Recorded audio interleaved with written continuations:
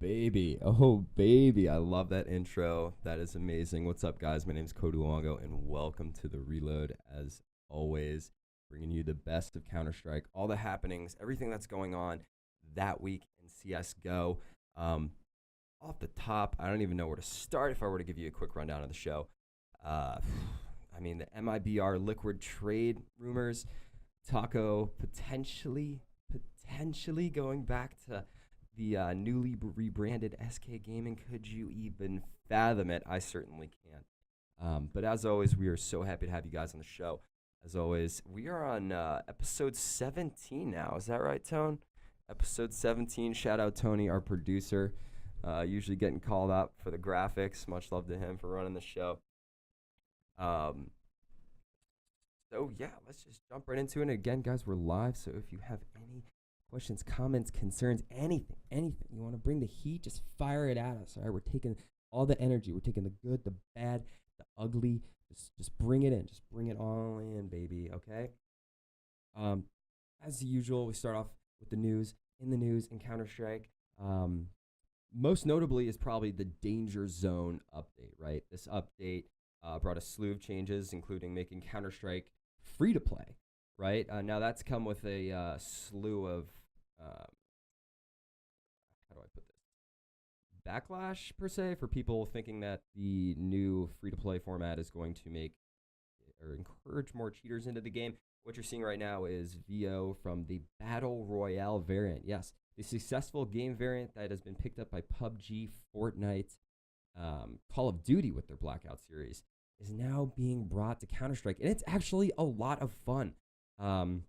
You wouldn't really expect it from this game, but the open map style in Counter-Strike that has formerly been unrenowned to that kind of box shape that CSGO has, now having an unrefined space to run around and, as you see, slaughter people with shotguns is just an amazing factor, really. It's been a lot of fun. I haven't gotten the chance to personally play it, which is killing me inside. It's burning my soul, but I do look to play it, hopefully, with DeBears, who, FYI, DeBears, our resident co-host, Eric Stromberg, unaway. He's unavailable right now.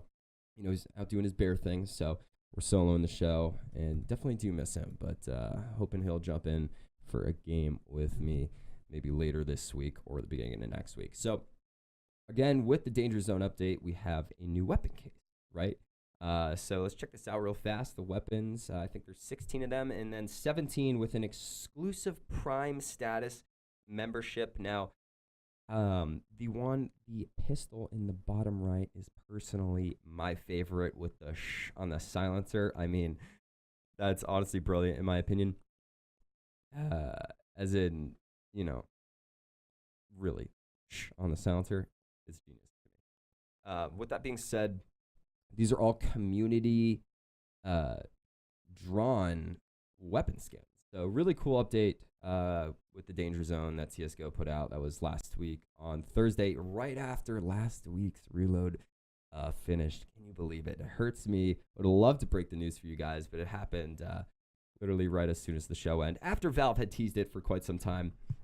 That hurt me. You know what I mean? I want to be the first to bring you guys that CS news in Intel, right? Intel. Another piece of news that we were informed today by HLTV. They reported that there was technical issues and delay that have now forced the first days of matches to not be streamed live. So we do have some updates on the scores that we'll run through a little bit later when we get into sort of the nitty-gritty of the tournament, who's going to be there, who's looking good, who's not, and all that news.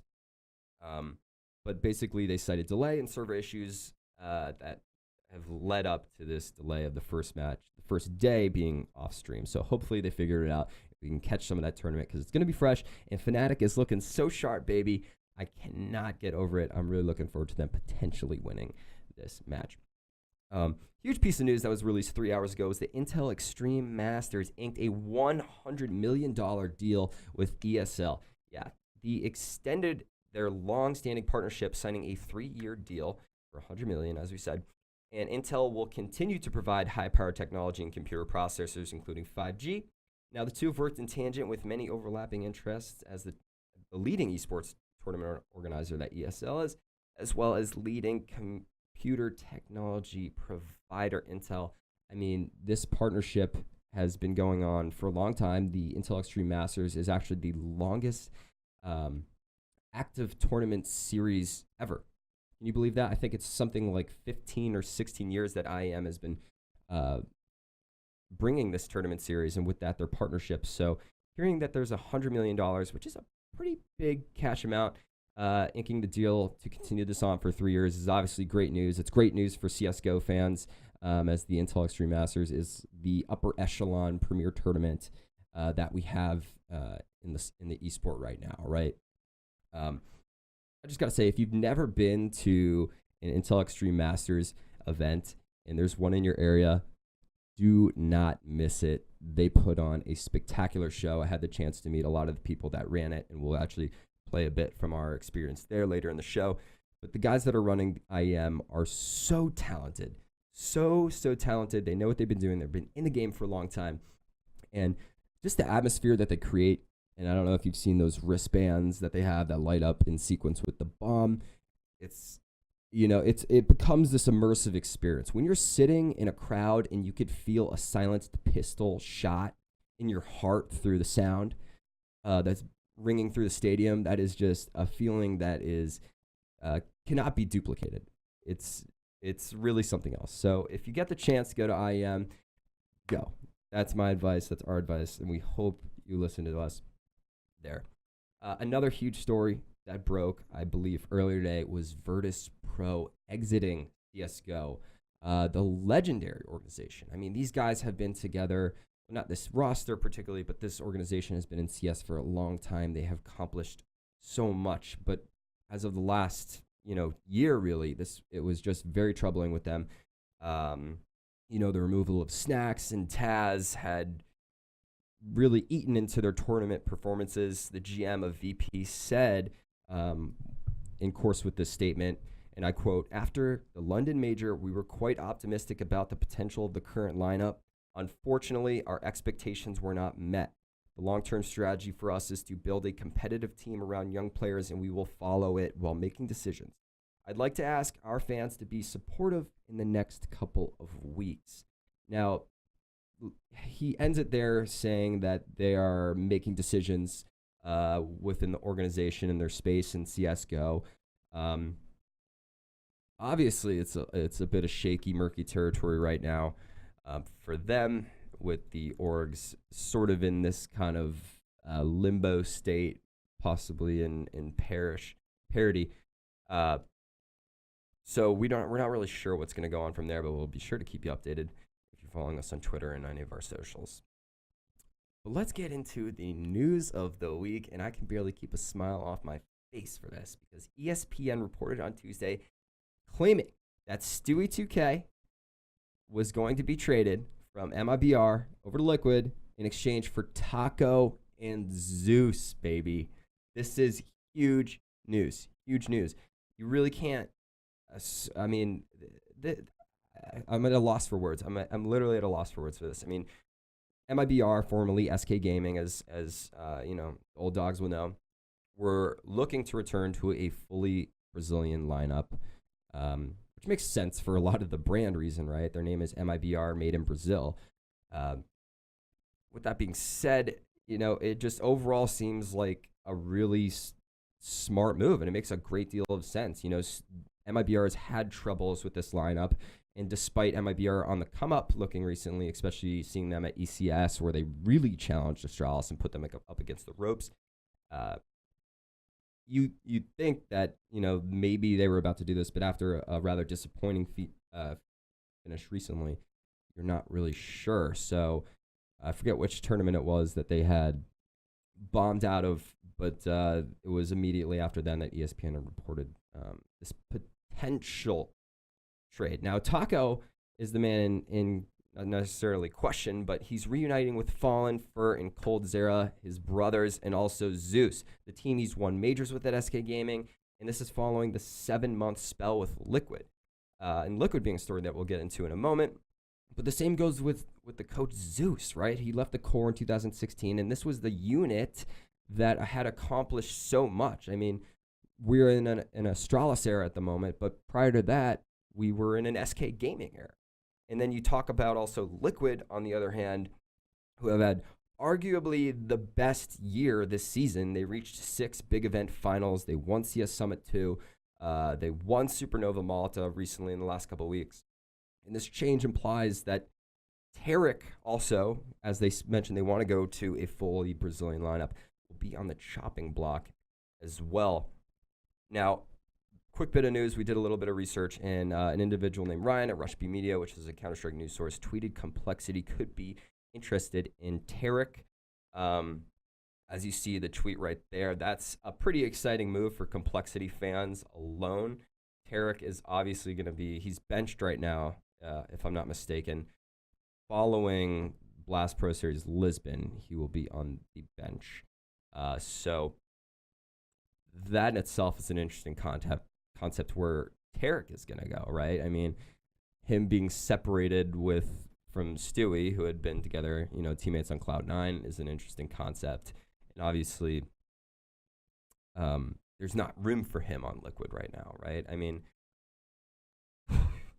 I wouldn't know necessarily where to place him, but obviously this brings up a lot into question about Liquid themselves, because like I said, they've been on a tear this season. And, I say that with an accent or asterisk because, obviously they haven't been winning the major tournaments, but they've been on the up and up, certainly getting better and better and better. And we're starting to think, oh, damn, Liquid is actually possibly able to start winning these big tournaments consistently, despite not having to yet. But you get that feeling in your bones just watching them. It's so smart. Fucking Naf is just so slippery. I love him. Nitro as the IGL. Taco has been a great addition to the team. And it's just like a beautiful little mix. Liquid is just such an interesting bunch to watch. With that being said, Stewie for Taco, I think, is going to be the right move. I think that just, on the Liquid side, it's that synergy of having the NA team, and I feel like that just adds to the dynamic so much in team chemistry. And then when you look at the MIBR side, you have the God squad, almost essentially, 4 out of 5 guys, 6 out of 5 if you include Coach Zeus. And you have that fully Brazilian Portuguese roster, all speaking the same language. And, obviously language barrier is a huge point to touch on in this conversation, right? So ultimately, this is a super exciting trade, no matter which way you slice it, right? Again, nothing is confirmed, but you obviously want to believe it. I want to believe it. If you guys want to believe it, just drop in the chat. Press 1 to believe. But also a huge oversight in this conversation was, where does the coach of MIBR, Yanko, go, right? If MIBR is picking up Liquid, or I'm sorry, Zeus, then what about Yanko? Again, quoted from Ryan at Rush B Media. Can't confirm the source. Seems to know what he's talking about here in CS, but apparently says that sources told him that Yanko is no longer the coach of MIBR. So whether he returns to the analyst desk or wants to take another stab at coaching with another team, will be interesting to see. I mean, Yanko has obviously a really comprehensive understanding of the game, being an analyst of Counter-Strike. In a coach role, I imagine that's very different. I've done neither besides just watch plenty of the game. And MIBR's results have been mixed, so you can't really pin that one way or the other. Moving on, we have the year of Astralis. 2018 will forever be remembered as the year of Astralis, and it's safe to say that this team is just light years ahead of their competition. I mean, the full Danish lineup of Device, Dupree, Zippix, Glaive, and Magisk has proven to be the absolute dream team. Astralis had gone through a couple changes with Kajer B earlier in the year, and they've just completed this roster that has been so dynamic, so far ahead of everybody. So they have an unparalleled work ethic that you cannot, it's impossible for teams to keep up with them, and the professionalism, the consistency, the composure. When you watch Astralis being down in a match that looks so grim that any other team you think this is a wrap, Astralis brings it back almost every time. They finished this season in the most historic way possible with the ECS Season 6 Finals win in Denmark on their home soil, which pitted 9 LAN tournament title finishes this year, and they still have the opportunity for 10, including the Blast Pro Series in Lisbon this weekend. That LAN win, by the way, included the Face It London Major. Obviously a huge feat. And I believe 3 weeks ago or so, a very creative way to get a fun weapon and a full eco. I like that. Text that pops. A few weeks ago, they also announced that they had officially become the team that had spent the longest time in first place in CSGO. And that is an incredible feat of its own, obviously. And moving, we obviously cannot forget the Intel Grand Slam Season 1, one of the most historic, really feats that Counter-Strike had to offer. I mean, Intel had partnered with ESL and I believe DreamHack to offer this tournament series. It's an ongoing tournament series to see which team can win 4 out of the 10 Grand Slam events or Intel Grand Slam events in a Counter-Strike season, a feat that Astralis was able to complete. And with that, they got a $1 million prize bonus on top of their win at ECS Season 6. And just, also they got a golden bar. And I'm actually was discussing with Mr. Tony over here of whether this was real. He thinks it was. And we're going to say that he pins this as an $8,000 value each for those gold bars, which honestly, if you're giving away $1 million, seems pretty reasonable, right? I certainly think so. However, there's been, what are the best, I'm sorry, I'm reading a question in the chat here. What are the best upcoming teams as you see it, and why do you believe they will do well? That's an excellent question. Winningus. I like that. Astralis, obviously, number one. Like I said, these guys are too good. Too good. And I mentioned on the show last week with Bears, and I love saying it because it sounds so good and it's true.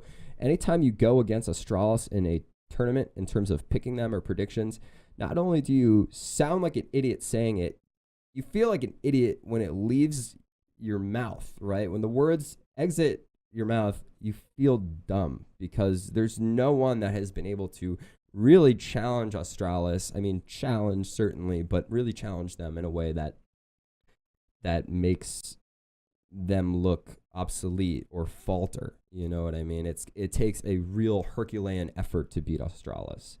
Now, I would also say Liquid, but with the roster changes, it's obviously going to shake things up a bit. I'm sure there's going to take a little bit of time to implement Stewie, potentially, right? I'm pretty sure that it's going to happen. Everyone is, but potentially input them into that roster. Great question, though. Winnings, I like that. Where was I? Oh, yeah.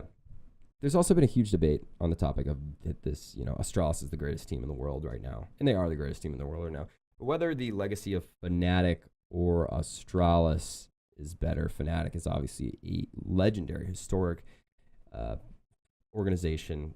They've had an amazing just background in Counter-Strike. And there was a graphic. I was unable to find it, but when you stack it up, it seems like Fnatic has overall more wins.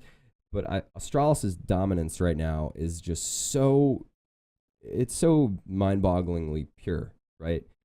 When you watch them and just see how far ahead of their competition they are on the international stage. And also, you got to admit that Fnatic's time at the top was quite a bit ago, right? And now we're in 2019, pushing into 2019, and Counter-Strike as a whole has evolved. The sport has evolved into something entirely different. If you pitted, Fnatic at their best against Astralis right now, I'm going Astralis all the way because the game has evolved so much at this stage that it's like they're the best. They're the leading champions. They've survived the times. And so is Fnatic. But Astralis is obviously this more superior team. Maybe not obviously, but certainly in my opinion. It would be nice to have Bears in here because I know he would have a great input on that. Speaking of Astralis, they're playing in the Blast Pro Series, Lisbon, this weekend. This is essentially the season finisher, right? It's the last big name tournament. $250,000 on the line. It's taken to Portugal for the 2-day event in Lisbon. Now, a couple things to note about this tournament when we go into the teams and such. It is a single round robin format, which means a best of one game, one map only. Certainly important when you are picking your teams for the event, who you've got your money on, essentially, this or that. And then from there, the top 2 teams advance to grand finals in a best of 3. You have 6 teams playing in that. I believe it is, let me see. Okay, we got the graphic, even better. Navi, NIP, MIBR, C9, Astralis, FaZe. Shoot. Where do I even start with this? Navi.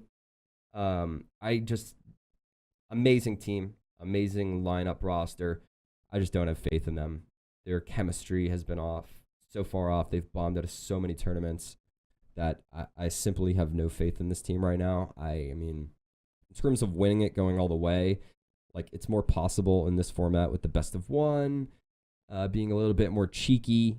You know, it's definitely that format favors the, I don't necessarily want to say less skilled team, but it favors that of, those that are less likely to win, right? So if I'm looking at the round 1 match, Navi versus NAP, I'm actually going to lean towards Ninjas for this one, because Ninjas is a team that's been on the up and up.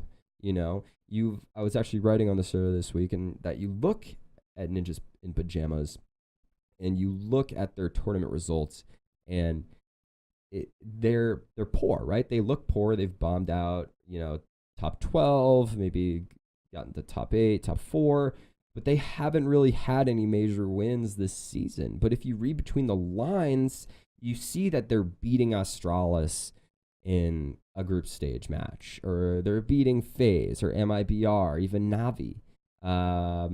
Most likely Cloud9 as well. I can't remember off the top of my head, but you think that NIP is certainly a team that's able to challenge any of these guys, but on any given day, right? So NIP at this tournament, I think it's possible. Honestly, again, considering the format, it's possible for NIP to do this. It's going to take a very strong performance, certainly. And I probably sound like, the craziest person ever to favor NIP over Navi, but just based off what I've seen. And obviously, as Bears loves to say, you just never know. You just never know in Counter-Strike, and you don't. So really, it could go anyone's way, probably besides C9 over there.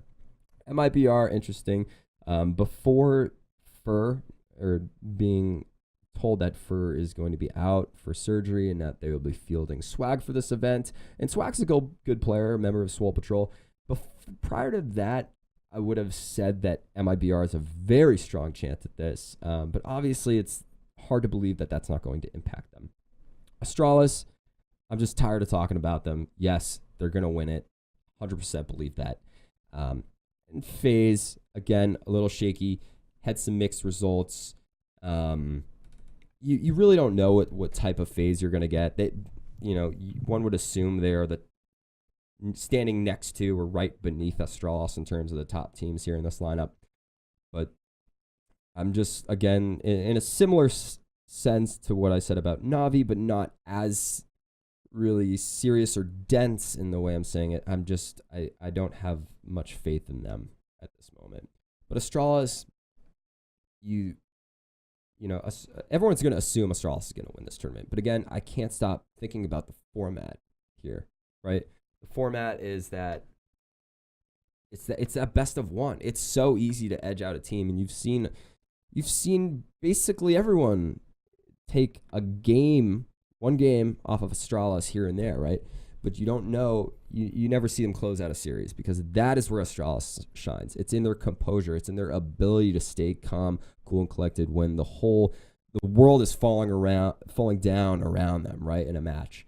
And that's where they shine. They are long game players. You know, I'm reminiscing to IM Chicago when Liquid started off strong on the first map, had a massive lead. Looks like they were going to take it in the grand finals, and Astralis just pull it back. And I remember I'm sitting next to my buddy here. Actually, I think it was Tone.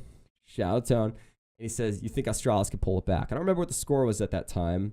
I think it was definitely a lofty score enough to make that statement, right? And we're sitting there, and I look back at him. I say, "Yes, like totally. You know, it's possible, right? I'm not gonna sit here like a jackass and say, "Oh yeah, I claimed Astralis is gonna bring it back," but you know, certainly, because I've seen that a million times. We all have that. Astralis has the ability to do that. With that being said, again, referring back to the BO1 format, this gives the opportunity for teams to upset them. However, with that being said, if Astralis is able to make it to the grand finals, there's no way anyone's beating them. I'm putting all my chips on Astralis, baby. Sue me, whatever you got to do. Ooh, almost lost the mic. But, you know, hands down, this is their tournament to win. Another tournament that we have, obviously, is the Power League Gaming Grand Slam. Let's bring it up, baby. Obviously, the tournament has a lot. It's been having tech issues right now, which is unfortunate. But it's already underway and continuing on through the weekend. We have some scores that we will update you with. And look at that low-quality graphic. I love it. Gotta hit the extra zoom. Maybe a little tight on time. Try to make you guys something pretty, but check it out. We have, here are the groups for the event. Names that possibly pop out. Fnatic, Tyloo, Hellraisers, obviously. Ints has been looking good. And then G2 and also Vanguard in recent months. But for me, this tournament is all about Fnatic, baby. Look, they had some changes. It's not been their best season by far, right? But they made the changes recently of including Twist and the 16-year-old prodigy that is Brolin. And since then, we've seen them on the rise. The first event that they played with that lineup was at IM Chicago and showed their best match, arguably the best match of the year, right, against Astralis, where they almost nearly upset them in Chicago. And sitting there firsthand, the energy in that stadium as we watched or witnessed, I'll use witness because it was almost borderline historic, witnessed that match was incredible. You know, it was an atmosphere that I will literally take to the grave with me because it was that exciting. And with that, we also produced a bit of content at Chicago. I'll run the first half of what was a trailer for Esports Insider, where we spoke to some of the people, and you'll also see a sick clip of that event. So let's go ahead and roll that right now.